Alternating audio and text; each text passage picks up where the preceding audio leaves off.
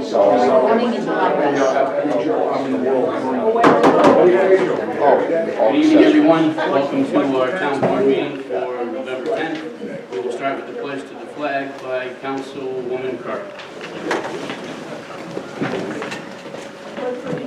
To the flag of the United States of America and to the republic for which it stands, one nation, under God, indivisible, with liberty and justice for all.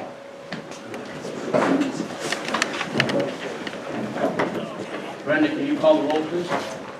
Councilman Blaisdell. Present. Councilwoman Carr. Present. Councilman Froelich. Present. Councilman Isakson. Present. Supervisor Zlatic. Present.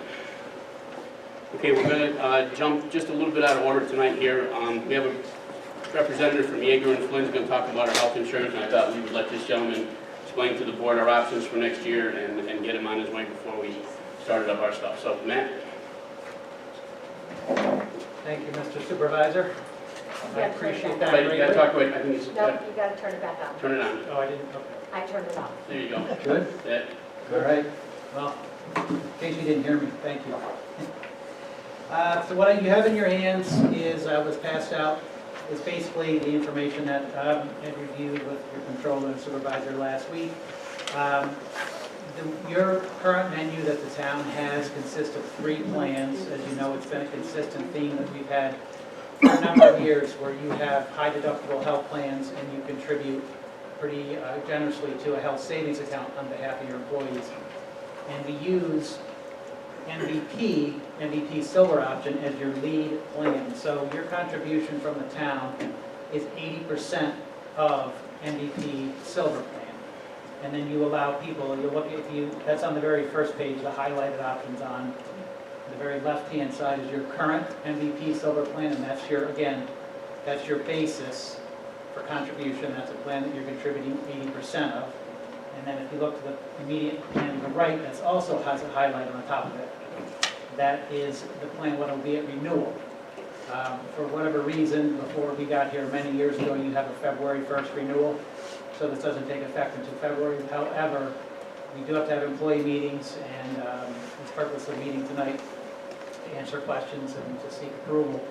We do have to have meetings and get people in so that they to make decisions on which plan they want to take. But the plan has 3 options, MVP being your lead plan, again, where you contribute 80%. That plan is receiving a 7.58% rate change.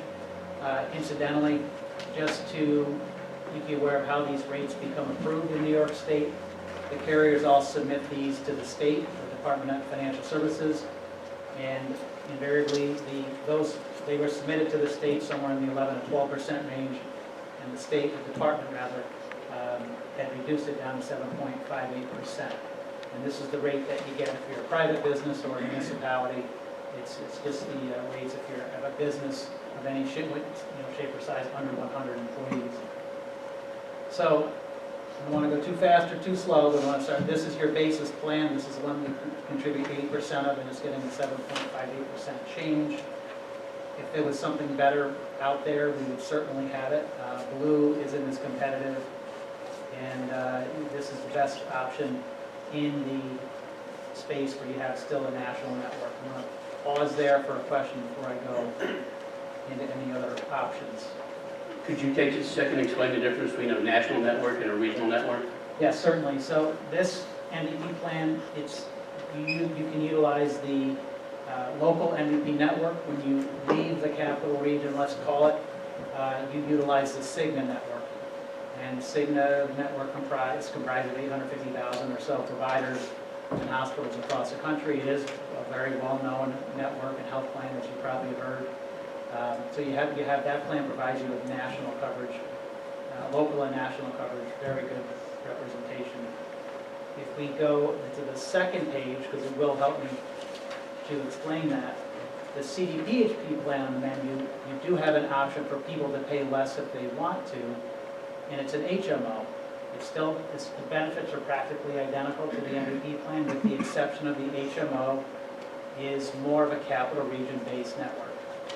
When I say capital region, it kind of goes from Plattsburgh to Poughkeepsie out to Montgomery County, in that area. So all the doctors and hospitals are in. However, if you want to see a provider in Boston and you're on that particular CDPHP plan, it's not really the plan for you then. Okay? That plan, being that it's an HMO and has a limited network, it is a lot less. And you have a lot of people that have taken that option. Okay? Because the town's costs are fixed at 80% of that MVP plan. And people can either buy down to CDPHP, or they can buy up to a richer plan with a national network that's also with MVP. So those are your three options that you have, and they each kind of have a place that sits, in its place in the menu. Something local, something higher, something lower, depends on what they want.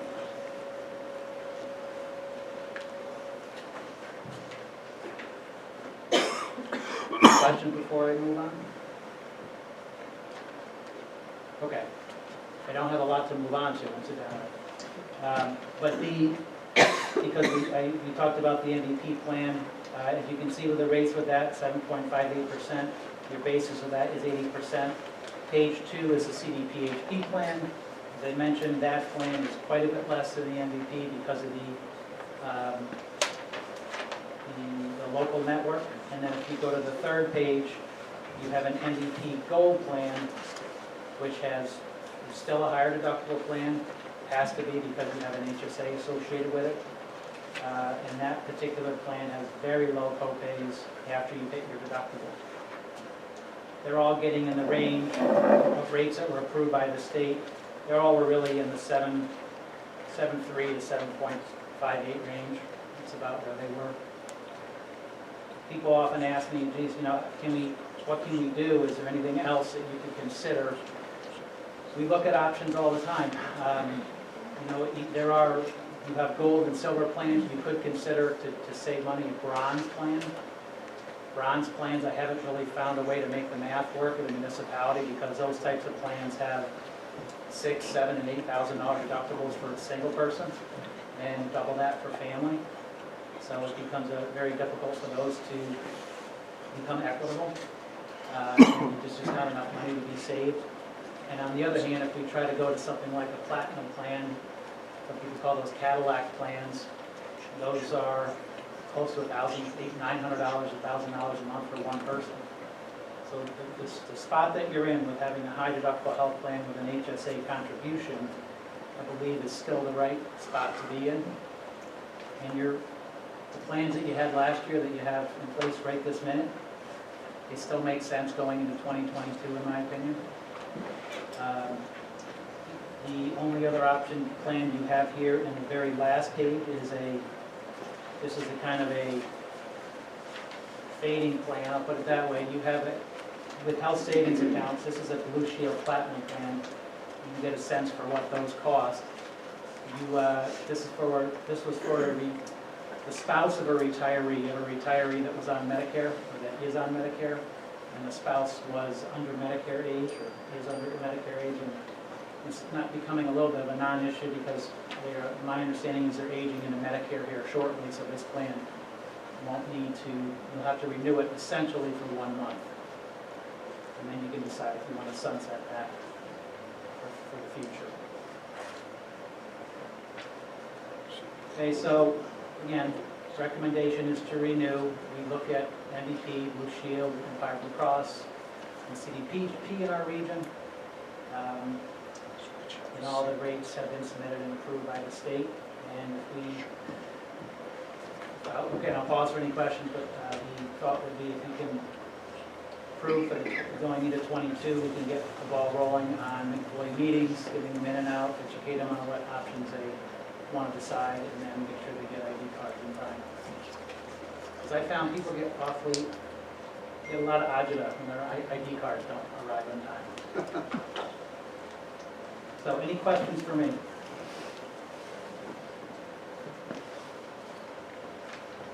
Well, Dave and I met with you, last week, and I think you covered most of the questions that Dave and I had. So if the board has any, we'll entertain those.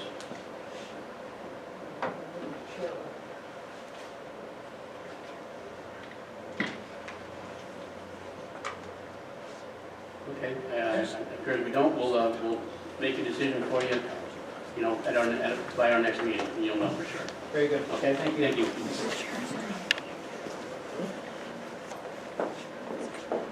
Okay, we'll move on to our first public comment session of the evening. Remember, 3 minutes, name and address. Anybody? Speak clearly into the microphone, please, sir.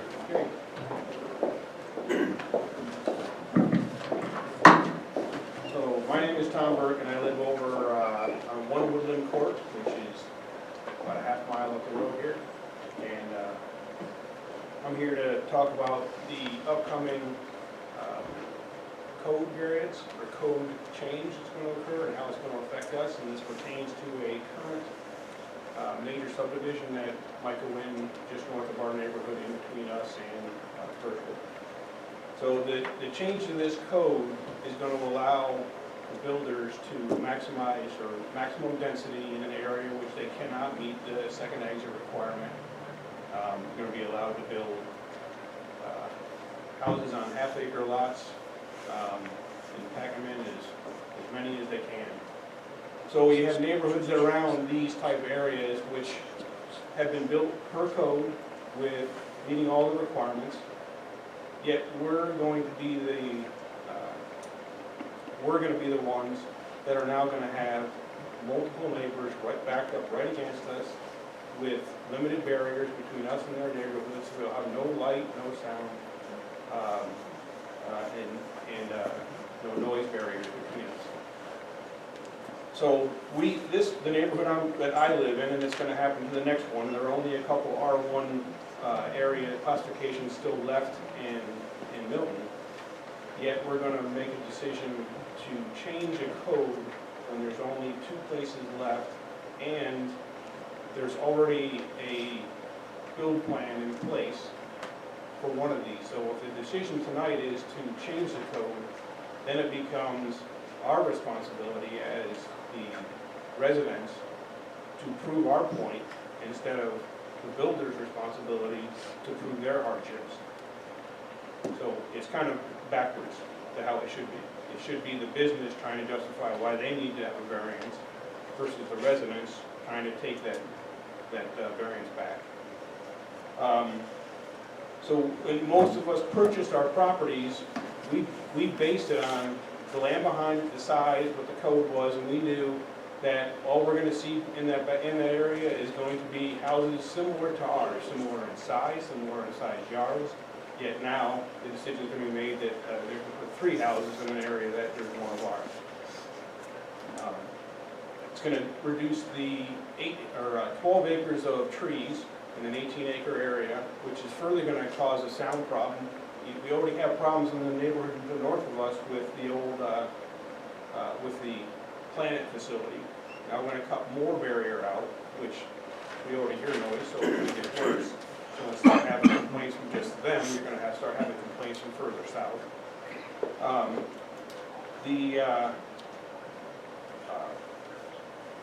So most of them are our issue, but it's going to happen in the next place. You need to wrap up, sir. Okay, so it's easier to grant permission for somebody for a variance than it is to take that back. If we change the code, it's going to be, again, the residents fighting to make it to avoid an issue versus the business. It's the business responsibility. We've already been there. We live there. We purchase based on certain standards. We expect them to be upheld by the town. Not make it our fight. Prevent us from being infringed on. Thank you.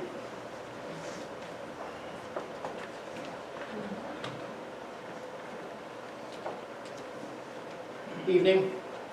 My name's Dan Penny. I live in 3 Woodland Court, next to Mr. Burke.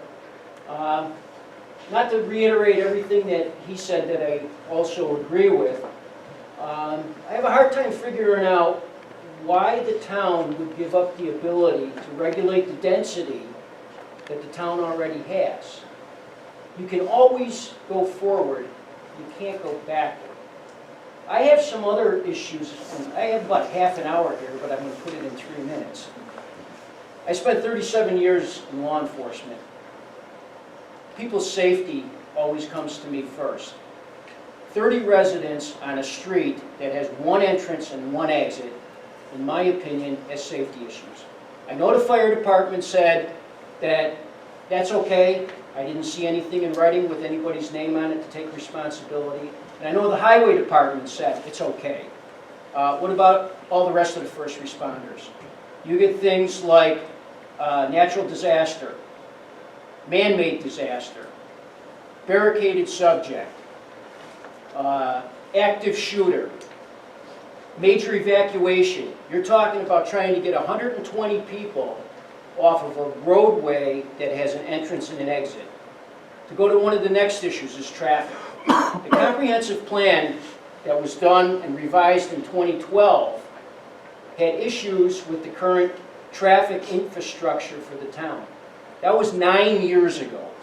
Anybody that tries to drive through peak traffic on North Line Road between North Line and 50 and North Line and Old Post, there's times if somebody's making a left-hand turn onto 50, you can sit at the red light for 2 passes before you get through the intersection. And there's times when North Line is backed up from Old Post all the way to the railroad overpass. Now, I just finished reading, and I read it a long time ago, the comprehensive plan. A 30-house development with minimum half-acre lots totally disregards all the recommendations that were made in the comprehensive plan. They were talking about the desires of the residents of the town of Milton. They were talking about green space. They were talking about open space. They were talking about park-like settings in developments. Putting 30 houses on a street in half-acre lots is totally opposite of what that plan says to me. And again, I go back to the very beginning. I don't understand why the town would want to give up the ability to control the density that they have right now when, like I said, you can always move forward, you can't move back. Thank you, sir. Anyone else?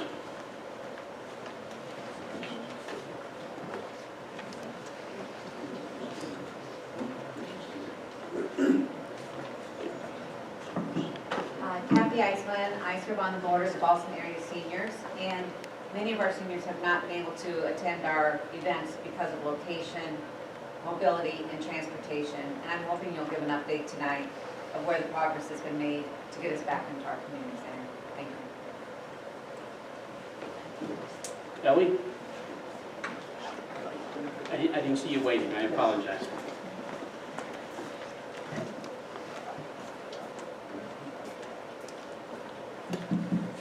Good evening. Can you hear me? Yes, ma'am. Okay. I would like to congratulate the Republican ticket of Scott Ostrander, John Froelich, and Frank Blaisdell on their recent victory. Town employees, appointed and elected residents of the town of Milton all have one thing in common. We all want what we think is best for the town. And with that being said, I sincerely wish you all the best. From day one of my appointment as deputy supervisor, all here in Town Hall have been welcoming, friendly, and helpful. And for that, I thank all of you. Thank you. Thank you. Thank you. Even though you're not wearing the speakers. No, I trust that. Yes, sir.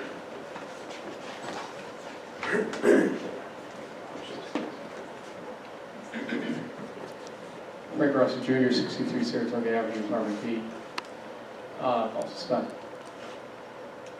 I want to echo some of what Ellie said, definitely, and also want to thank the folks that did not win, because at the end of the day, our democracy depends on healthy races, healthy political campaigns, choices, and the ability to make those choices. Mr. Supervisor, I think you're a good person. I know it didn't go the way you wanted it to, but your service is appreciated no matter what, and I know you have till January. Thank you for what you've done along the way. Barb, we got you a couple more years at least here, and it's been great getting to know you, talking with you a little bit more in earnest over the last months, and got to see common ground, which we didn't necessarily always see beforehand, and you always got to try to find the silver lining in things like this. To Meg and to Jim, same thing. I know it isn't the way you wanted it to go, but thank you. Thank you for running really good races, respectful races at that. That's important. I think the respect level sometimes in our local elections has gone out the window, unfortunately, and I'm glad that we've returned in that direction at this point. And to the winners, always being gracious in the victory. I think everybody's kind of been respectful in that side of the ledger as well, and I'm glad to see that. It's us, the residents, that matter at the end of the day in this. The voices need to be heard, and the progress needs to be made on our behalves, and I hope that never gets lost in the mix when it comes to politics. Congratulations to the winners, and thank you again to those who did not win, but did run. Thank you, sir. Mr. Bogosian.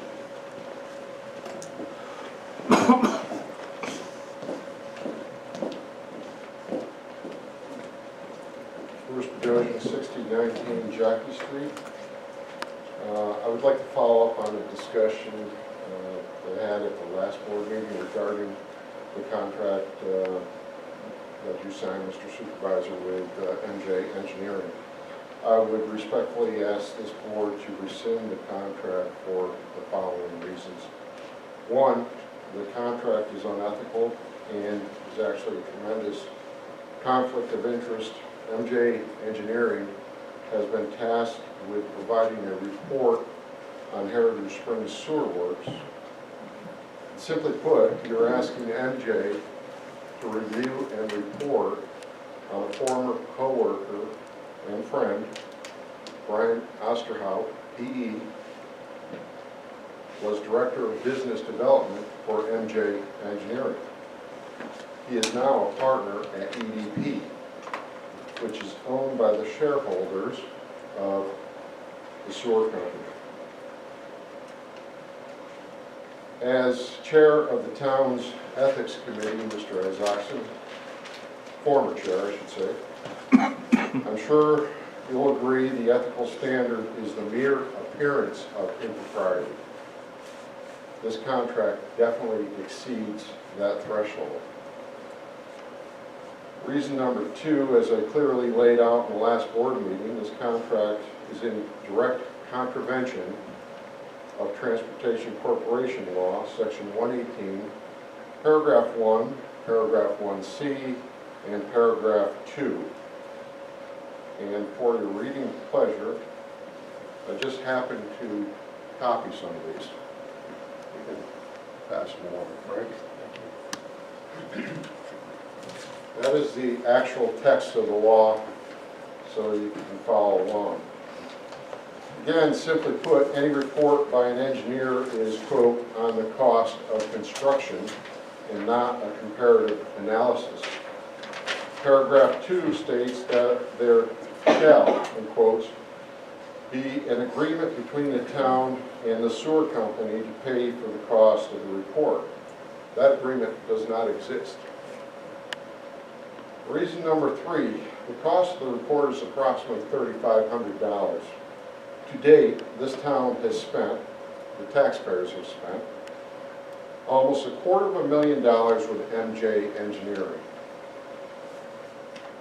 The responsible thing to do is to rescind the contract, save the taxpayers $3,500 on a report that has absolutely zero bearing on the sewer company rates.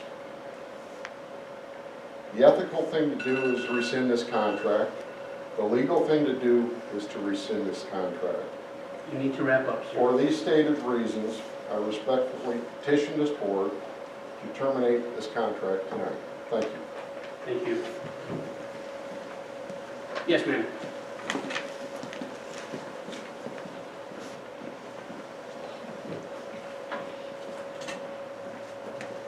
Good evening. My name is Ann McDonough. I live at 318 Jatsky Drive. And I just want to call your attention to the letters that residents have been sending to you, or emails that have been sent to you in reference to the local law amendment change that the gentleman earlier had spoke of. the one changing Town Code 154-19B3. I want to thank everyone for letting us come and speak because the planning board meeting, we didn't have an opportunity to speak. So this is probably one of the first times that you're hearing my voice with what I write to you. So the letter that I sent today was a notice of opposition to the approval of local law, amend Town Code 154-19B3, and notice to appeal to the Town of Milton Planning Board's decision on October 20th, where they granted a variance to this town code. These two are linked together because of the development being proposed at 240 Greenfield Avenue as a major subdivision, and that was prior to public hearing. This new local law will lower the protections to residents, it reduces oversight, and it reduces our town's ability to customize and maintain the character of our town's development. Fire code shouldn't be the only reason for this change. Consider the quality of living in the town. People choose to live here for open spaces and not to live on top of one another with houses crammed in the remaining buildable land. Consider the impact on our school district, on teachers, on buses. Consider the impact on our water system, people's wells, stormwater runoff, natural waterways. Consider our wildlife and natural ecosystems, which include our beautiful Woods Hollow Nature Preserve and natural wind buffers that protect the flow of wind and storms over land. Consider personal privacy around dwellings. Consider noise pollution, traffic congestion, and potential accident zones. Consider emergency services, including road blockages, fire, police, EMS response, and ease of movement. Keep the code as it is and hold the planning board accountable for presenting you with appropriately vetted proposals. Thank you very much. Thank you. Mr. Landis.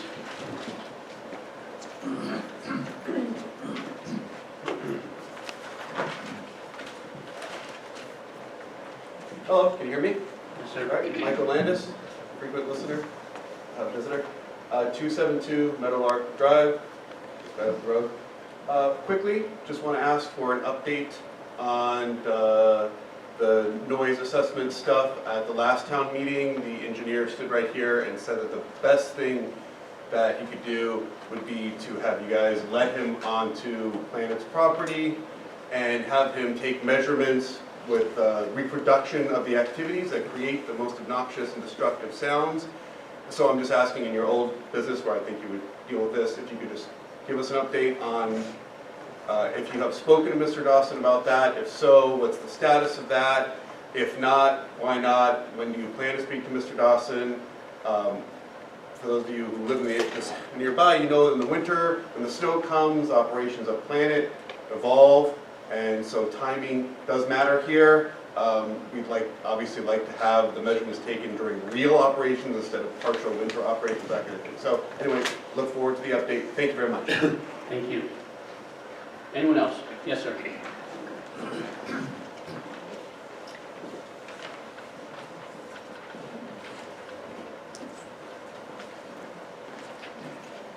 Good evening. My name is Eric McDonough. I'm a resident at 318 Jatsky Drive. I've lived there for 19 years, and I'm here to voice my opposition to the amendment 154V19, which changes the number of houses allowed on a single egress from 19 to 30 houses. The only rationale that I've heard so far to justify this change is that the number of houses would be in line with the New York State standards.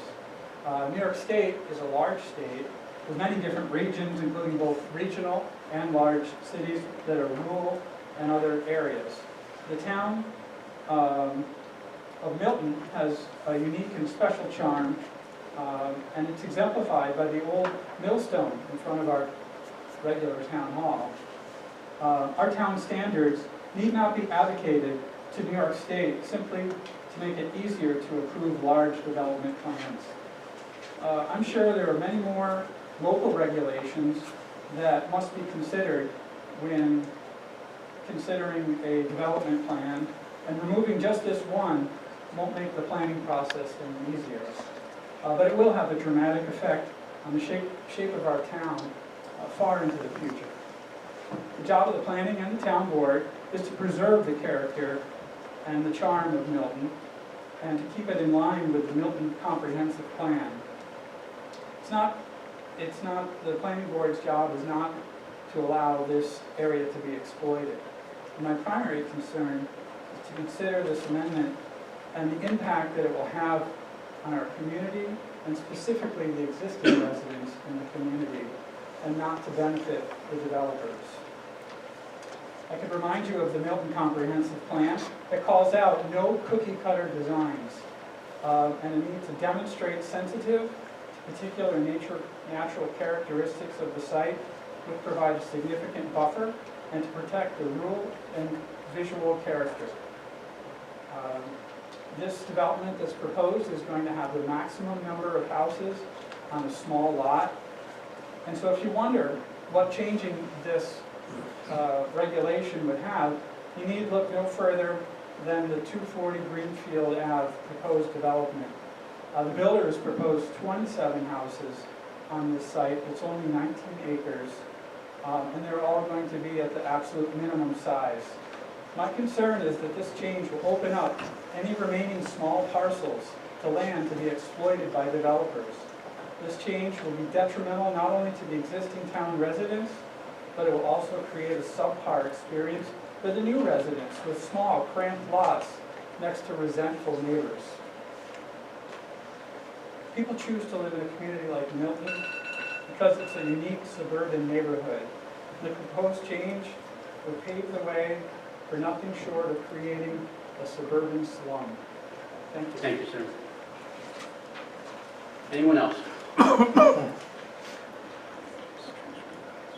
Seeing none, I will close. Oh, I'm sorry.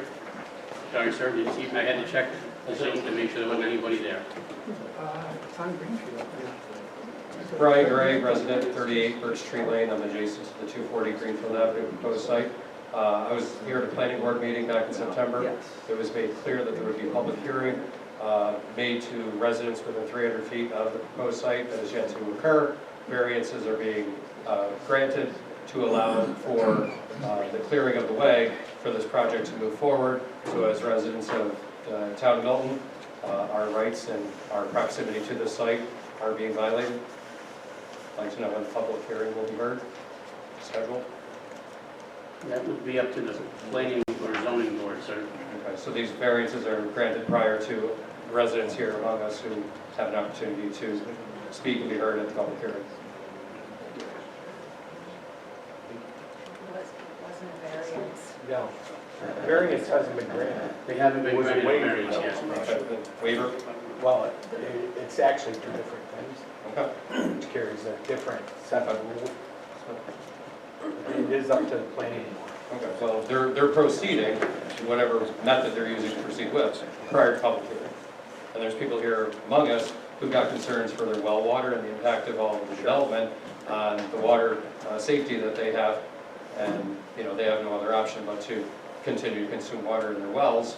And if their wells are impacted by this project, how is that mitigated by the town or the developer? So these are valid questions. I can tell you that I did the map for the 300 feet for the planning board, and as soon as the public hearing is scheduled, the letters will go out. Understood, and I'm one of those residents, I haven't gotten a letter yet, so. The public hearing hasn't been scheduled, has it? No, it's not on the agenda for the second. Okay. But meanwhile, in this meeting, it's becoming clear that variances or condition Well, a waiver has been granted, but that you still have an opportunity at the public hearing to voice your concerns, and the board will make the planning board will make a decision after they have their public hearing. Understood, but it seems like progress is being made, but a public hearing hasn't been scheduled. So it seems premature for variances or waivers to be considered. Thank you. Thank you.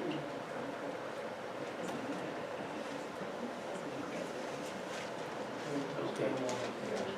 With that, we will close the opening public comment section of the meeting, and we'll move on to a public hearing on local law, on a public hearing to amend local law, Town Code 154-19B, subsection 3. I think for expedience, we've heard all of you that have wished to speak on it. I'm not sure if, I guess we could allow you to come up again and repeat if you'd like to. If you're willing to have your comments from public comment be part of the record of the public hearing, we could do that too. Yeah, I mean, we're going to allow you to speak if you'd like to. I'm not going to stop anybody from speaking. I'm just saying if you've already said what you wanted to say, we can add that to the record, or you can come up and repeat it to be part of the record for the public hearing. Whatever you want to do as an individual is up to you. The public hearing is open. It's up, it's up to the individuals. Mr. Ross. Oh, I'm sorry. Hang on a second. Brenda's got to open the public hearing.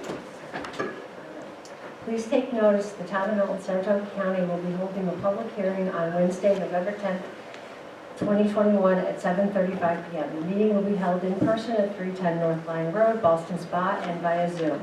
The purpose of said hearing is to consider the adoption of a local law to amend Town Code 154-19B, subsection 3, and the adoption of a local law to opt out of cannabis on-site consumption sites within the town of Milton. A complete text of the local laws are available at the town clerk's office at 310 North Line Road, Boston Spa, New York, during regular business hours and online at town website. All interested parties will be heard at said time and place. Thank you. Mr. Ross.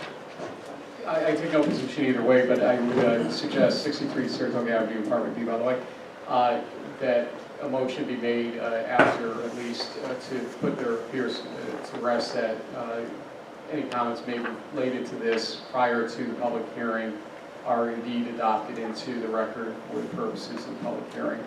I think you do need a motion and a vote just to do that, to make sure that it's there and nobody ever questions why it is there. Thank you.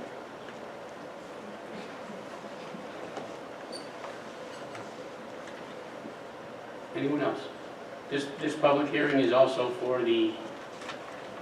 No. No? Second one? Okay, yes, okay. Does anyone wish to comment again on the local law 154? Mr. Fry.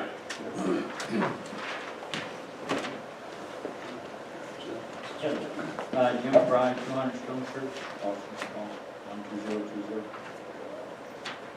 I'm confused in the sense that when I come to a public hearing, I don't see, for example, what is the Town Code 154-19B3? The public doesn't know what that is, unless you're saying it's on the website. It's on the website. They could have, or you could have a copy of the law here, for example, for people to read when they come. I would suggest we use it. Secondly, why do you run this and you don't have the planning board representatives here to discuss why the planning board did whatever they did? Everybody keeps asking, what does the planning board do? And then it was a variance and it wasn't a variance, or we're going to approve it or not. So are you going to try to approve this public law tonight, or this is the public hearing, and then you're going to go and in the future approve a law or not that no one has read? The planning board hasn't given an opinion of why they gave an opinion to give the variance. I'm just kind of, the process is not very good. Does that make sense? We need to understand what's going on, get the process going so that the public understands. Because these people are very concerned about their homes. Why was the change made at the planning board? And then why aren't they here to explain to the public why they made that first step? And then from that first step, you apparently have the public hearing. And then from the public hearing that they didn't know about, and they don't know what the law says, then you're going to do something. We're here tonight, Jim, to get people's thoughts, and we received about a half a dozen emails, 5, over the last day or two here. And so we're not going to make a decision tonight. There's no resolution been written up. We want to take in the comments from the public as a board, and we will make a decision in the near future on that. As for the planning board, I think when John and I were on the planning board, Barb did some time on the planning board too, it's always been kind of a separate entity where the town board, unless it's a specific project where the town board can make a decision on it, we don't, as a group, get involved in planning board decisions.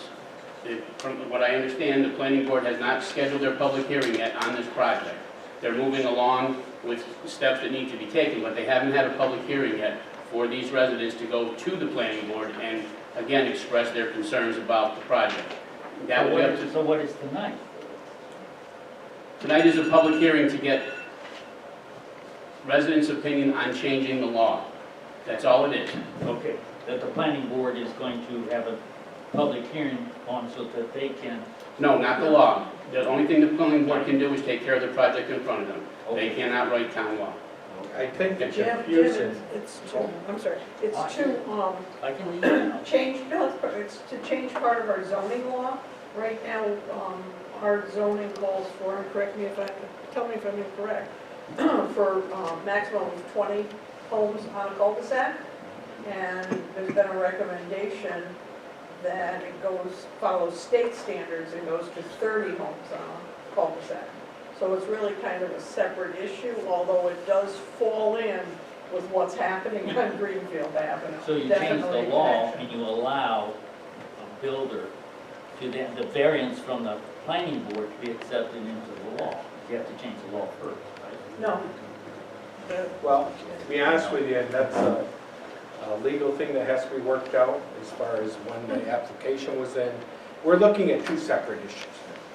But what they are using 240 Greenfield as an example of why the law shouldn't be changed. Not necessarily that changing the law will change that, because that decision may have already been made. What we are looking at tonight is the law, changing the law to go on into the future. The overall, The over the whole overall. town. That would allow That would allow this. 27 houses where it used to be, Well, it'd be 30 or less. It'd be 30.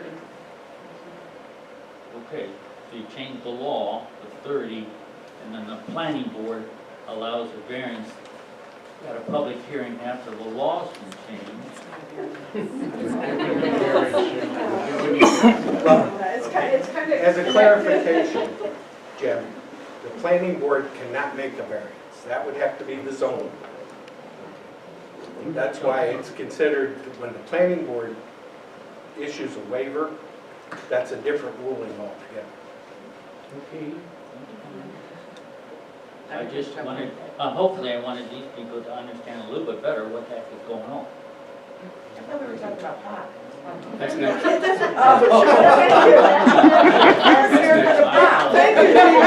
next. I told you this. Yeah, who's next? Yes, Meg. I see Meg's right now. I'm sitting there trying not to say anything. Meg Stevens, 13 Whippletree Road, Boston, by New York, 12020. I sit on the planning board, and this law, this was written up last January before the one came up on, right in your neighborhood. That this was suggested that this change be made then. It wasn't anything that was done lightly. There was input from fire departments, from highway departments, from emergency services, who felt that the New York State law was sufficient. If they go over 30 houses in a development, it triggers New York State law, and all houses would have to have sprinkler systems. I was one of the people that was hesitant to give the variance until we heard from all the people that said, this is safe. New York State says it's safe. Their turnaround is big enough for all the fire equipment. It's big enough for the emergency services. And that's why I voted for the variance, because of that reason. But this law, we asked this to be looked at, I believe, last January. I think the first letter came. When was it? 2009, December of 2019. Okay, so it was December of 2019. So it's not just related to this one project. And we did give a variance to another project that also has more houses than the 20. Yes. By one, yeah, but even still, by one. Not by one, not eight. Not 27. But that is the reason that, because the fire police said, everyone said it was safe, and New York State says it's safe. So, Thank you, Nick. I have a response from the planning board secretary, and she says, the public hearing has not been scheduled yet. Residents will receive a notice when the public hearing is scheduled. So, well, we can put those fears to rest for a little while. Does anyone else wish to comment on the public hearing for local law 154? Yes, sir.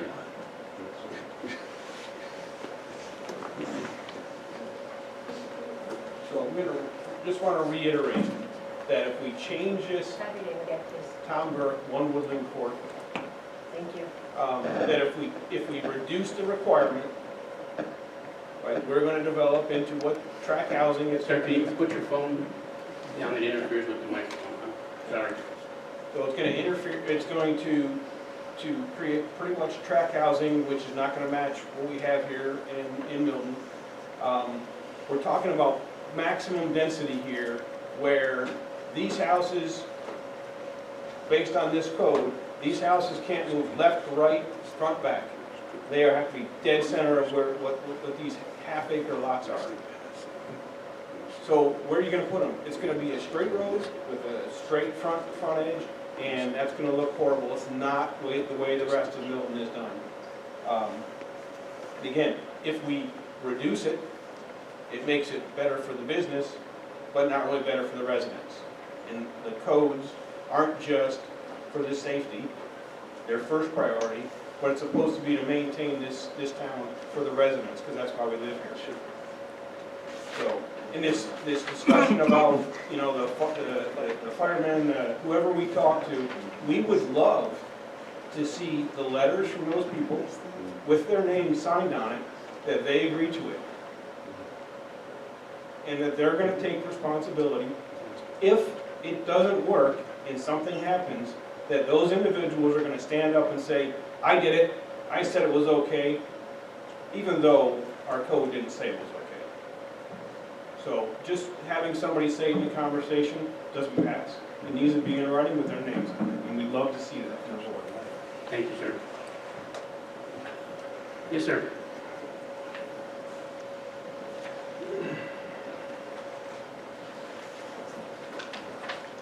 Yeah, again, Dan Penny, 3 Woodland Court, and the only thing I want to make sure is on the record is that there were a half a dozen individuals that came up here and gave specific reasons why this should not be changed from what it currently is. And I think that going from, you know, as Mr. Burke said, 37 years in law enforcement, you know, if it's not on paper and it doesn't have somebody's name on it, they're not liable for whatever they said and for whatever they said could happen and couldn't happen. I mentioned before, natural disasters, man-made disasters.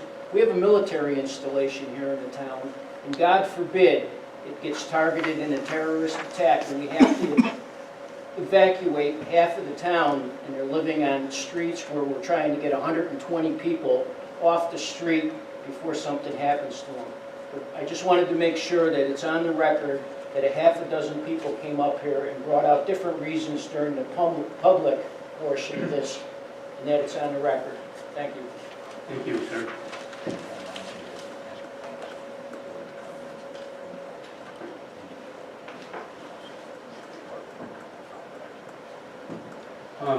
I would like to get a motion to include the comments that were made during public comment, included in the public hearing records for tonight, and also enter the letters that we have on email from the residents today into the public record for the public hearing on this issue. I'll make that motion. I'll second. Any discussion? Okay, Brendan, can you pull the board, please? Sorry, I was gonna sneeze. Councilman Blaisdell. Yes. Councilwoman Kerr. Yes. Councilman Froelich. Yes. Councilman Isakson. Yes. Supervisor Zalotnik. Yes. Okay. Yes, ma'am. I have another public comment. Oh,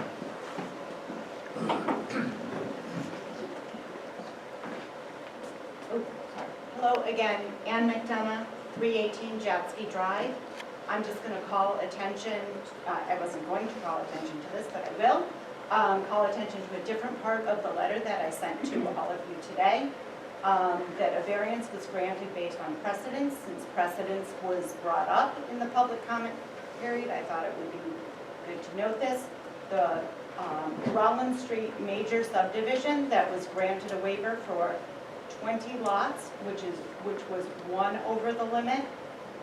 The subdivision that we're using as a example right now is 8 over the limit. This subdivision that we're talking about being proposed at 240 Greenfield that we're using as an example is nothing like what is going on down on Rollins Street. It has the one on Rollins Street has lovely large lots, not cookie cutter streets, and it takes into account the natural lay of the land.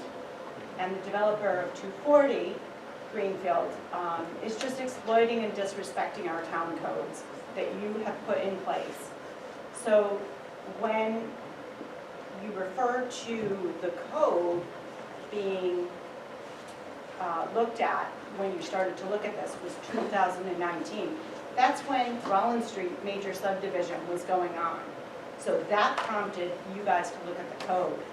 So it's still going on, but these are the two reasons why you're looking at the code. So just wanted to bring your attention to that part of my letter. Thank you. Thank you.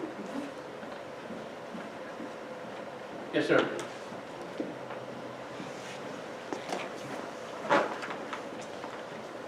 My name is Paul Orlovsky. I live at 10 William Court, Boston Spa.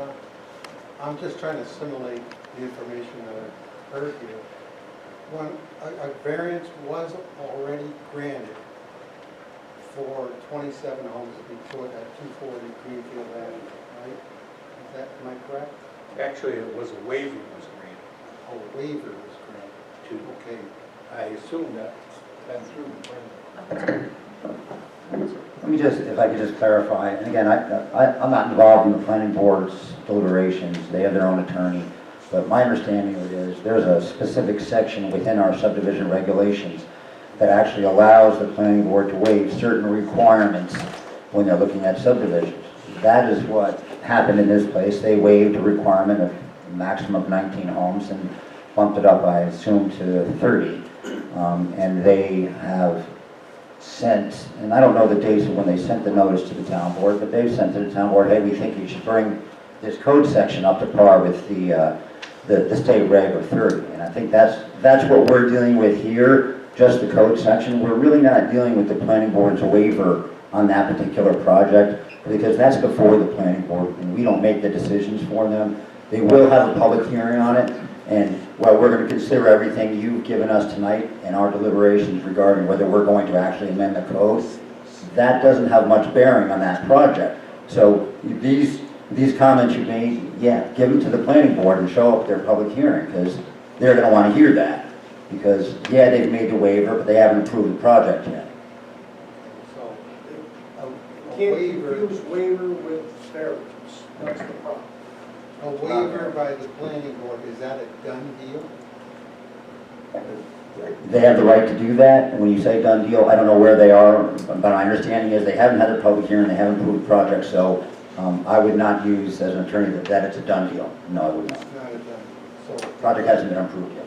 it could be changed, even though a waiver was granted. So there is a possibility of change or no? It's a question. That's a question you should bring before the planning board. Yeah. The waiver is in our code, and it's their right, or their power. The power to grant a waiver without without input, as long as this project meets the criteria of the planning board and they issue a waiver, that's not a done deal? No, there still has to be a public hearing, and the public will, you folks will get your chance to again, reiterate your concerns about this project, and then the board will take, the planning board will take those comments into consideration and come up with a final number. Thank you.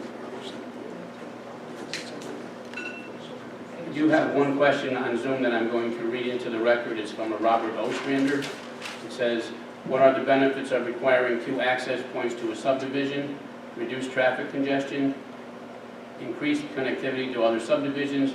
Are there any downsides such as an increase in cost or a weight on the rate of growth? So again, sir, those would be questions you could ask of the planning board. One of the benefits of 2 access points that's been brought up to me anyway would be access for emergency vehicles. Anybody? Yes, sir.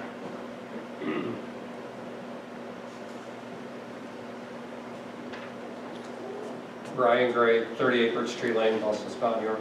I'd like to add 2 comments for the record. And Supervisor Zlotnick, I was sitting in my chair thinking, the Rollins Street proposal does have 2 entrances as it's proposed, and it's 1 house over the 19 home limit. Second of all, the waiver, as it's been considered, dating back almost 2 years to 2019, the property at 240 was in the possession of the current owner, the builder developer, in the year 2019, so perhaps this project was already on a back burner before it came before the board. So it still is relevant to this project, whether that waiver is something that's going to be approved and impacting this project for the detriment or the benefit of the residents of the town of Milton. So I wanted to enter that into comment. Thank you, sir. Thank you. Anyone else? Mr. Landis.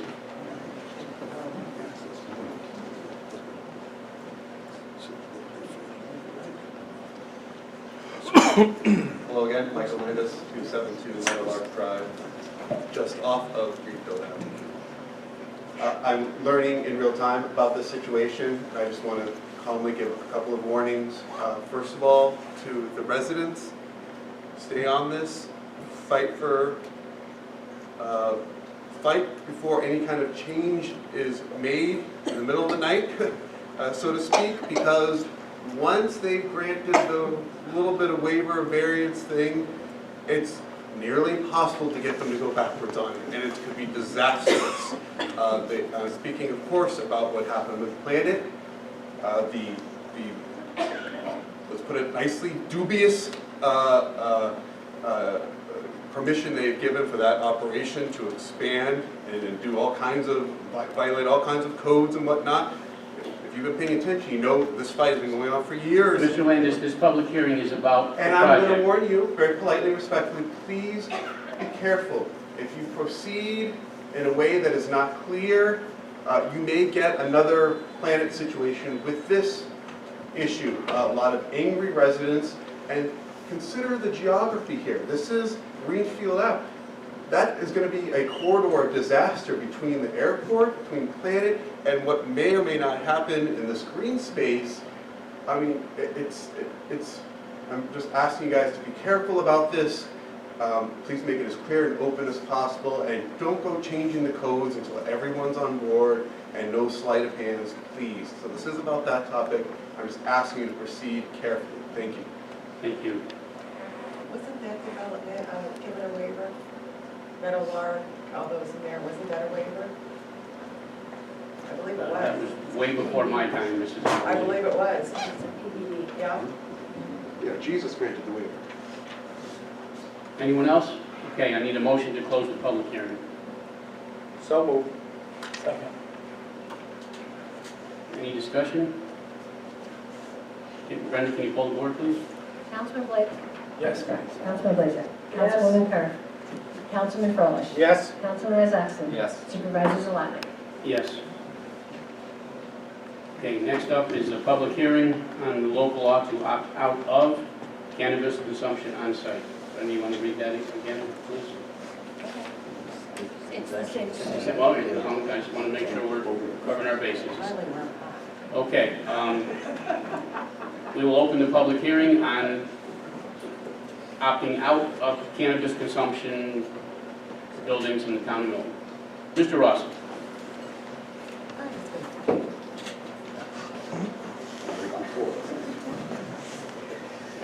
Frank Rossi, Jr., 63 Saratoga Avenue, Apartment B.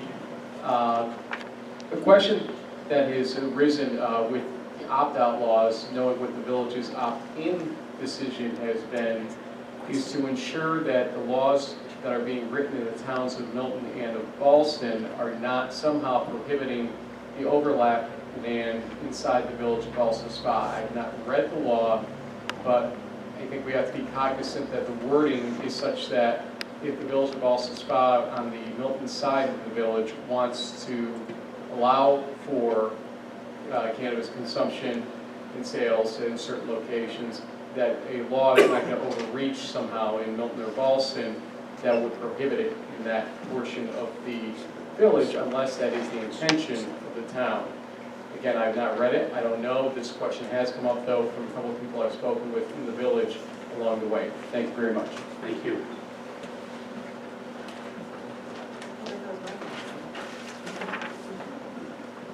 Okay, Mrs. Coffey. Hello, yes, I want to speak about the cannabis law. Yes, ma'am. And starting to ban businesses. Okay, I understand a lot of people, a lot of us are older and remember the propaganda of the reefer madness and everything, but marijuana is legal now. Are you going to ban cigar shops? Are you going to ban bars? What's the difference between marijuana consumption and going to an alcohol, bar? I mean, so basically, the town wants to ban small businesses from opening up, earning a profit, and growing Milton. Because cannabis is legal, and to start deciding before they've even been created whether or not people will be able to consume it on site is based on prejudices that are unjustified and which are based on propaganda that has been dispelled over time through scientific investigation. So I do not think that Milton should start banning small businesses because I don't know, I don't understand the justification. So perhaps you folks could explain to me why you would ban this and not start banning bars. Prohibition has been costly. It was costly when it was for alcohol. It's been costly for marijuana. And I don't think the town should start prohibition in the town of Milton. And they should not. And the point of the law, too, was to help and start and encourage small businesses and to encourage economic activity. So that was also part of the law if you read the New York State law. So I do not support the ban. I think it's wrong thinking. I think it's based on old prejudices that are not scientifically true. And marijuana is legal. Why not encourage small business in Milton? You might want to discourage it from certain areas. I get that. But as Mr. Rossi said, are you going to discourage it from the town, so the village of Ballston Spa if they want to have them? This gets really, why are you doing this? Why would you ban something like a small business, which is, you're going to go to bars next? We don't like the bars. People overdrink in bars. Some people do, some people don't. It just doesn't make sense to me.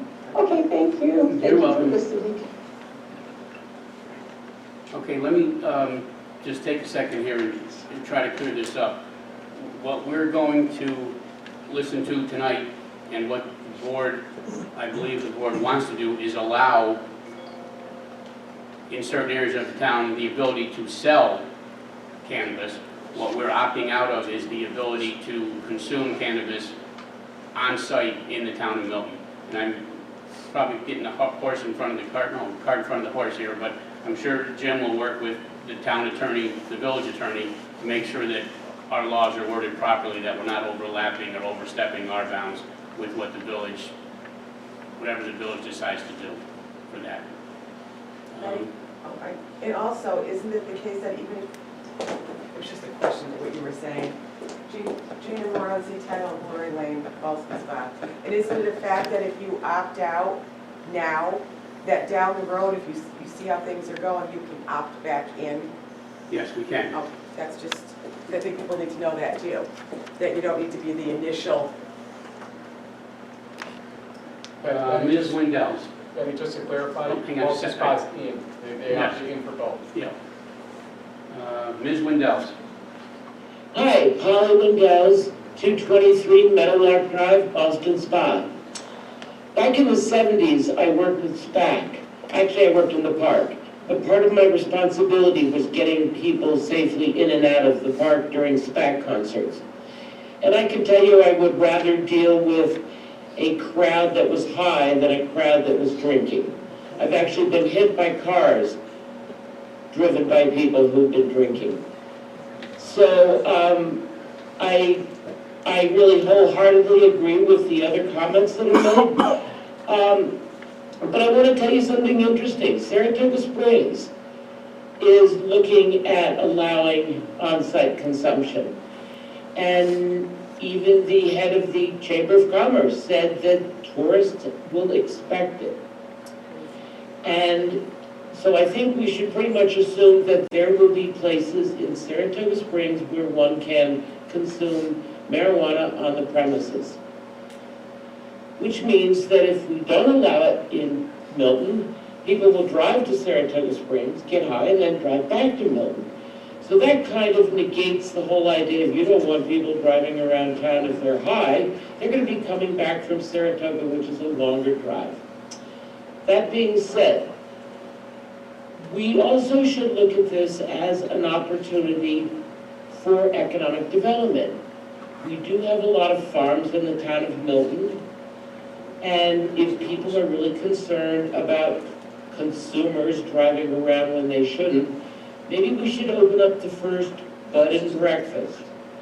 That way we can encourage people to enjoy the beautiful countryside, benefit from our local produce, and be safe and enjoy a really good meal on top of it. Anyhow, those are my comments. Thank you, ma'am. A bud and breakfast. I can see your eyes rolling here. You're thinking it. Okay, we have a couple of comments. a couple of comments here online. Again, Mr. Ostrander, there's a comment here. I'll read it into the record. There was a study which showed a link statistically significant between the THC component of marijuana and schizophrenia conducted by the National Center for Biotechnical Technology Information. Thank you, sir. Again, he has another question. What effect does this opt-out have? Does this mean that law enforcement officers at the local level would then have the authority to stop and arrest? Not honestly sure what this means and seeking your experience. Thank you, everyone. I'm not sure what the law is on pulling people over who may or may not be under the influence. There's a DUI. Is there? Okay. Yes. Well, yeah, I guess it would be impaired, right? Alcohol. Don't drive buzzed, they have it out there. That's really the policy here. They have a test, field sobriety, field Okay. test. You're entitled. Drugs and work done. Okay, Mr. Lewis. Hi, Keith Lewis, 38 East High Street, Boston Spa. I think statistically, a lot of the information that's put out is not similar between alcohol and marijuana consumption. New York State has carried forth a number of protections that will be the same that would be exercised in bars and consumption of alcohol.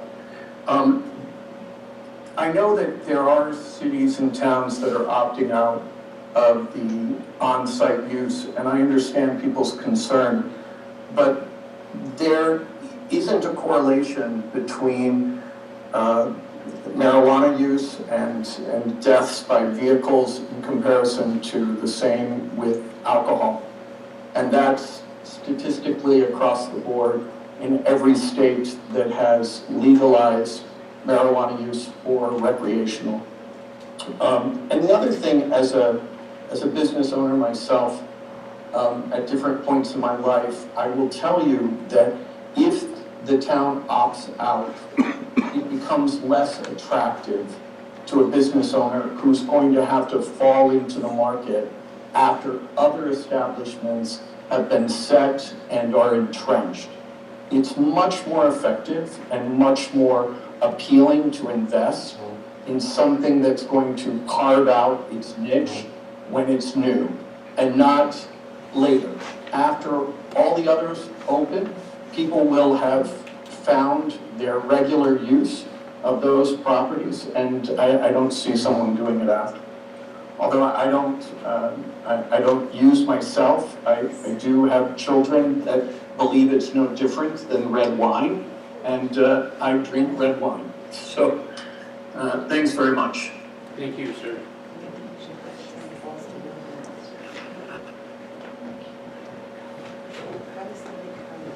Anyone else like to comment on this issue? Seeing none, I will entertain a motion to close the public hearing. So moved. Second. Thank you, Frank. Brenda, can you hold the board, please? Councilman Blaisdell. Yes. Councilwoman Kerr. Yes. Councilman Froelich. Yes. Councilman Isakson. Yes. Supervisor Zalak. Yes. Next up is a motion to approve the minutes from the October 27th, October 30th, and the special November 4th meeting.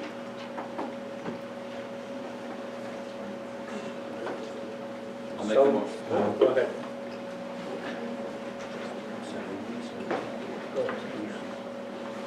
I'll make the motion. I think we were all here. Oh, no, Frank missed one meeting. All right, so we need a motion to approve the minutes from October 27th. So moved. Second. Hold the board, ready? Ryan. Ryan, Frank. Councilman Blaisdell. Yes. Councilwoman Kerr. Yes. Councilman Froelich. Yes. Councilman Isakson. Yes. Yes. Supervisor Zalak. Sorry. Okay, next up, a motion to approve the minutes of the October 30th special meeting. So moved. You can't. Yeah, I'll make that motion. Second. Any discussion? Brenda, hold the board, please. Councilman Blaisdell. Yes. You have to You have to abstain. abstain. That's okay. Councilwoman Kerr. Yes. Councilman Froelich. Yes. Councilman Isakson. Yes. Supervisor Zalak. Yes. Motion to approve the minutes of the special meeting November 4th. I'll make that motion. A second. Brenda, hold the board, please. Councilman Blaisdell. Yes. Councilwoman Kerr. Yes. Councilman Froelich. Yes. Councilman Isakson. Yes. Supervisor Zalak. Yes. Thank you, everyone. Next up, Resolution 64. Resolution authorizing payment in lieu of taxes.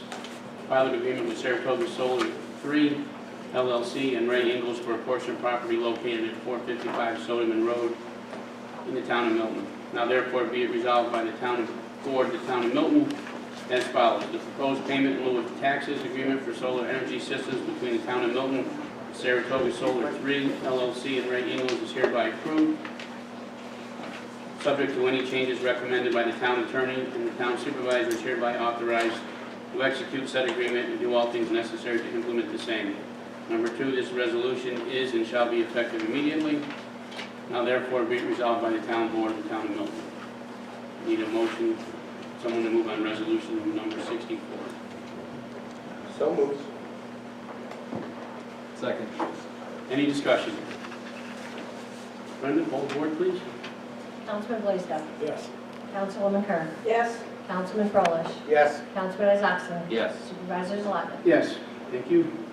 Resolution number 65, resolution authorizing payment in lieu of taxes with Saratoga Solar 4, LLC and Michael Darling for a portion of property located at 781 Route 29 in the town of Milton.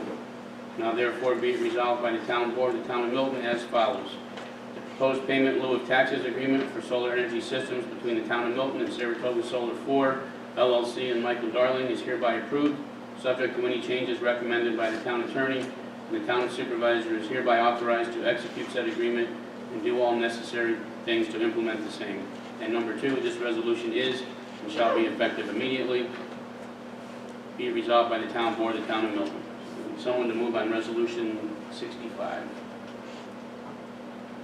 So moved. Second. Thank you, Frank. Brendan, any discussion? Brendan, poll the board, please. Councilman Blaisdell. Yes. Councilwoman Carr. Yes. Councilman Froelich. Yes. Councilman Isaacson. Yes. Supervisor Zalapnik. Yes. Next up is a motion to accept with regret the resignation of Kelly McCombs effective November 12th, 2021.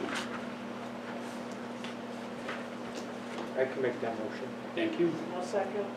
Any discussion? I'd just like to say, and I told Kelly today, that I'm sad to see her leave, but she is going on to a lot nicer position, and I always am encouraged to see an employee grow.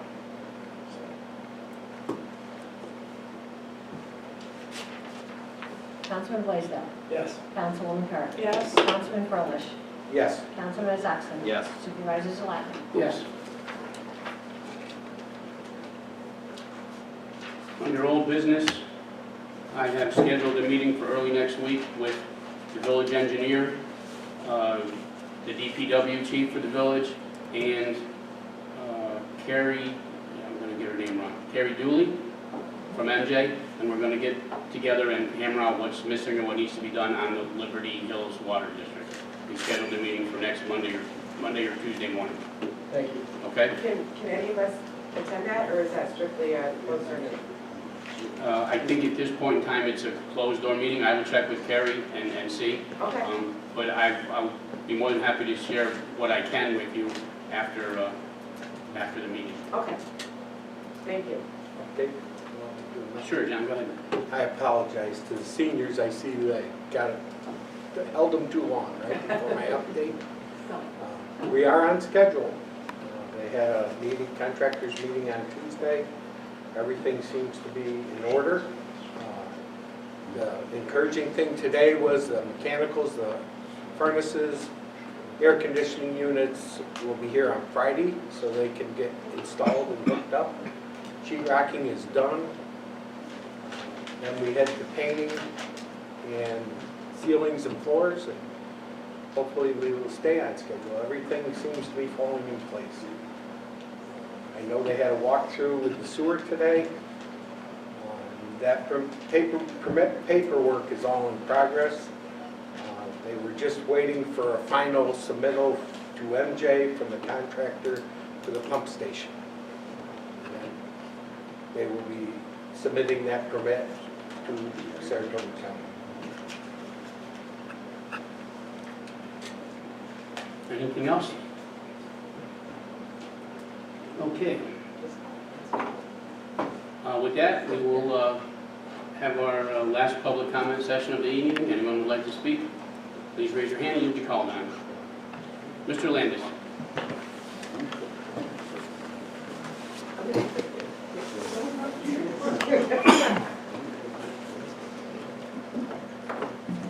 Hello again. I asked for an update on old business on talking to Mr. Dawson. No update. That was a month ago. Thank you. Michael Landis, 272 Meadowlark Drive. Anyone else? Mr. Bogosian.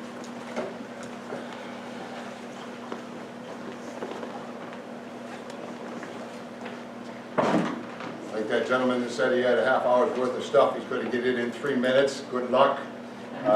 Maybe when new administration comes in, we'll get 4 minutes or 5 minutes. It would be great. I guess my first thing would be, you mentioned the sewer permit, John, and the paperwork going through. I don't know what permitting is happening. What's the fees? The board, I'm sure, has got to authorize payment of these fees. I don't know if they've calculated the fees. Have they calculated them yet? Have they calculated the ERUs? Once a permit is submitted to the county will give them the ERUs. Yes, they will. And they'll be based on Saratoga County Sewer District, #1, rules and regulations. I know them intimately, and I'll look forward to reviewing the permit. I don't sit where you folks sit, but if I did, when the insurance guy was here, my first question would be, what's a family plan cost? What's an individual plan cost? What's a employee with spouse plan cost? And I'd hear a peep about that. It's all in the paperwork we were looking at. I'm sorry? That was all in the paperwork. Yeah, well, we don't have any paperwork. We don't know. What are you guys paying? I mean, it may be in your paperwork, but that's what they're talking about in the public. And these folks here with this housing development, I'm not for or against it, but when you amend the law, by default, it's going to happen unless there's a serious life safety issue that the planning board won't allow that development to take place. And as I said, I'm not for or against it, but once you amend the law to allow it, it is a done deal because they have a development by right. Old business, Mr. Landis, good luck. I'm here. 9 years ago, we had a rate hearing. We're over 5 years overdue, 4 or 5 years overdue. Under old business, I haven't heard a peep about rescheduling the rate hearing that the sewer company refused to attend. Mr. Fry, thank you for your comments. It's good to know. What's the pilot? What are they paying in lieu of taxes? Well, that's what the pilot is. There's no mention of the amount, unless I missed it. It's online. It's online? But we like to hear it right here. It's an edifying experience to hear and to know that my elected officials actually know what they're waiving. Maybe the taxes were $20,000 and a pilot is $10,000. I don't know, but you need to do that and you need to inform it. My brother asked a question, and again, I don't sit where you sit, but rescinding that contract is a no-brainer, and not a one of you made a motion, a second, and called the question to vote on it. The contract's illegal and it's unethical. Thank you. Thank you, sir. Anyone else? Seeing none, I will close it. I'm sorry, Bruce. Well, think about it the last second. I wasn't trying to ignore you. That's quite all right. Bruce Bogosian, 6019 Jockey Street, that's for edification. I just wanted to follow up, and I wasn't going to speak again, but are you planning to take any action on that contract, or is what I said in doubt? Do you have a question about it? And why wouldn't we take action and save the public $3,500 because it's a simple thing to do? Am I incorrect, Mr. Isaacson, in that it's just the appearance of impropriety? Do we need to get Helen Keller here to help out? I mean, we're taxpayers, and I hate to constantly beat the same drum, but the taxpayers would like some response. The taxpayers would like a modicum of excellence from this board. We do not receive it. I ask a simple question that supposedly the former chair of the Ethics Committee would know the answer to, and I get a blank stare. As a taxpayer, I deserve a little more respect than that. So do all these people. They came and they expressed their concerns tonight. In the public hearing, I'm going to tell you, I was on the planning board. By the time you get to the public hearing, it's a done deal. The public hearing came tonight, it's a sham. They immediately closed the public hearing, yes, yes, yes, yes, yes. No discussion, nothing. So what did you come here for? The public deserves better. Did we vote on anything tonight, Mr. Bogosian? when she polled, what did she poll? To close the public hearing. Just to close the public hearing? That's correct. Okay, We then I didn't make it- stand corrected. We didn't vote on anything. I stand tonight. corrected, but I will not stand corrected on the fact that once the public hearing is held, it's a done deal. I know that from experience. I sat on the planning board for 6 years, man, and you know that. That's how it happens May here. I say something? I feel as if these people that were here tonight deserve at least to know when we're gonna vote on this zoning change, at the minimum, so that you can be here. They also It should be said. They also deserve to know the truth. And the truth of the matter is, the planning board can waive certain requirements. You're absolutely right, Mr. Craig, that there is, John, we sat on the planning board together, and there is a section of the law that allows the planning board to waive requirements if everything works and health and safety is all taken into consideration, and all the concerns you discussed are taken into consideration. There's a waiver. However, once the town passes the law, that developer will have a development by right. And the planning board has no way to say, hey, you can't build 30, you can only build 25. The developer has the right to build 30. That's the distinction, and that needs to be explained, just so people understand. I don't understand what the secret of it is. And I still no response to my questions. Nobody thinks it's unethical to review your former coworker? Come on. Thank you, sir. Mr. Rossi.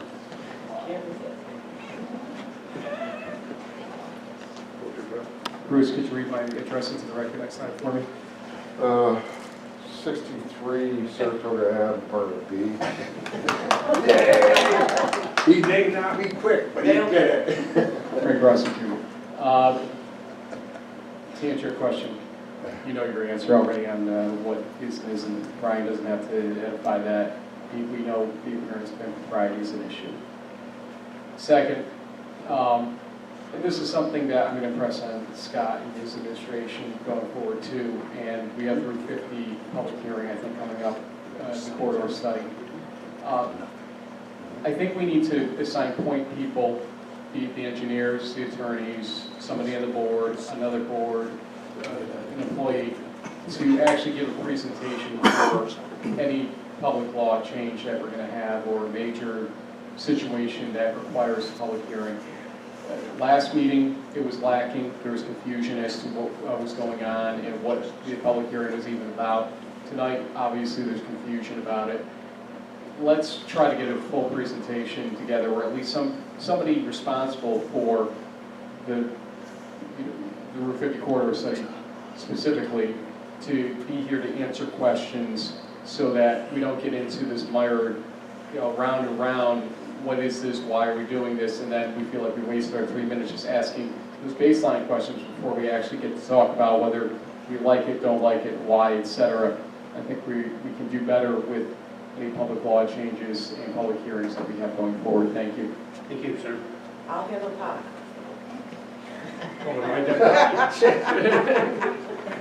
Thank you, Judy. Anytime. Sure. I'm here to help.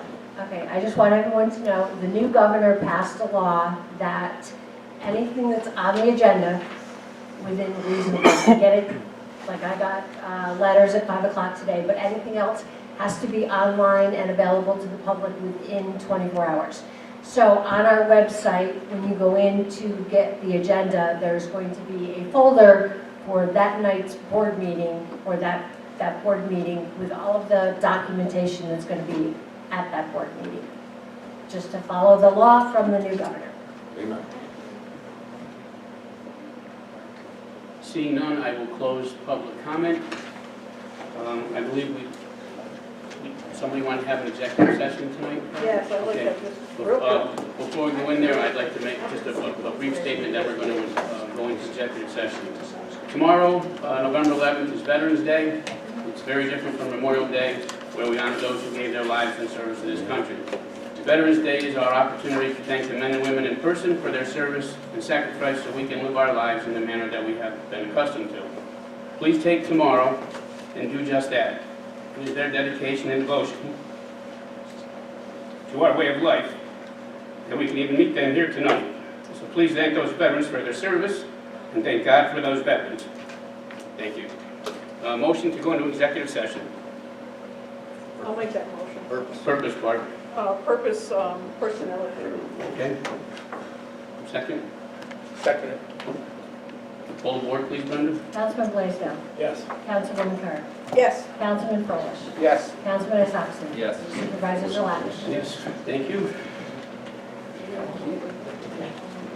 Recording stopped.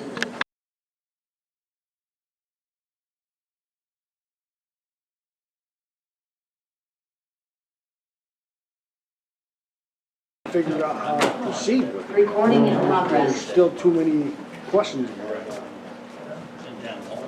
That's gonna change the whole dynamics of that.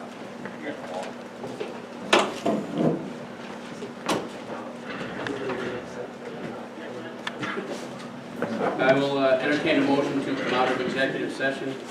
I'll make that motion. I'll second. Thank you. Brenda, can you poll the board, please? Councilman Blaisdell. Yes. Councilwoman Kerr. Yes. Councilman Froelich. Yes. Councilman Isakson. Yes. Supervisor Salatas. Yes. Motion to adjourn. I'll make the motion. I'd like to stick around for a while. Okay. Second. Brenda, poll the board, please. Councilman Blaisdell. Yes. Councilwoman Kerr. Yes. Councilman Froelich. Yes. Councilman Isakson. Yes. Supervisor Salatas. Yes, meeting adjourned. Good night. God bless you.